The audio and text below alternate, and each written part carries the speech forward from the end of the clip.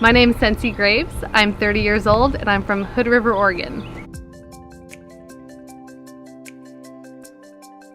I started kiteboarding actually relatively late in life through my dad.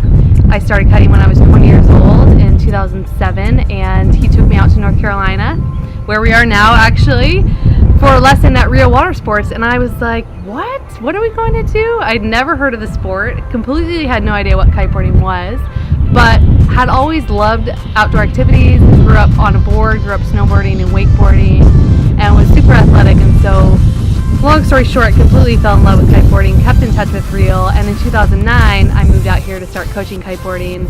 And from that moment on, it was truly eat, sleep, live kiteboarding and chasing endless summer. I started my swimwear company, Sensi Graves Bikinis, because I couldn't find a swimsuit that would stay put and was also really flattering. I really wanted a combination of function and fashion.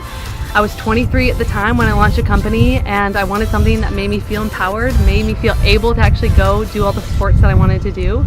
I was living here in North Carolina, and I was in the water every single day. I was kiteboarding, coaching, surfing, and I was just super fed up with the options that were on the market. It seemed as though it was either okay, athletic swimsuits, but they're really frumpy and poorly designed, or the kind of sexy, trendy, fashion-forward suits, but they really didn't make you feel empowered or make you feel like you're actually able to do anything, and they certainly didn't stay put.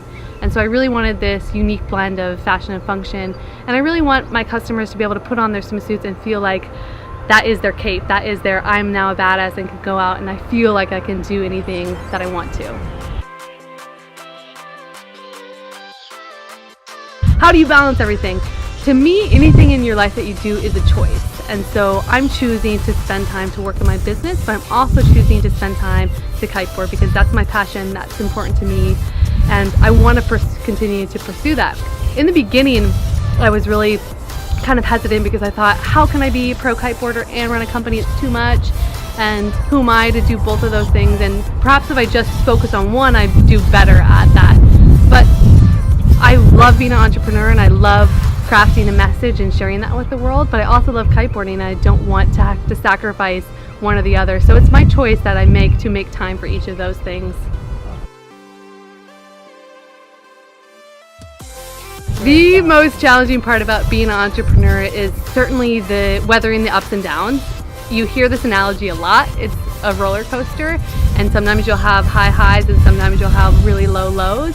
And I think it's really just keeping the belief in yourself and keeping the idea that you can do this and that this is something that you really want to work towards that'll get you through the end point. And so I really think it's cultivating the belief in yourself that you're able to do something that will keep you going, but it's those challenges that you have to be resilient to get through.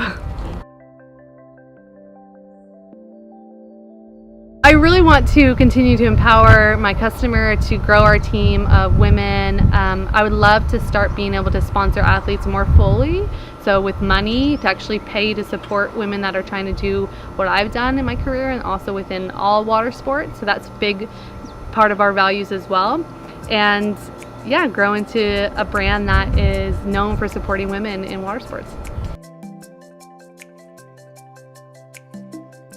I think it's just, once again, having the mindset that you can do it and having a little bit of vulnerability, because it is super intimidating, I think, to a lot of people, women especially. But if you just take that chance and say, I think I can do this, I'm going to try, and reach out to the community, so many people are there to help, and everyone's been through the learning curve that is very tumultuous, that is kiteboarding, and it's not always easy to learn. Yeah, you can progress quickly, but it's a hard sport.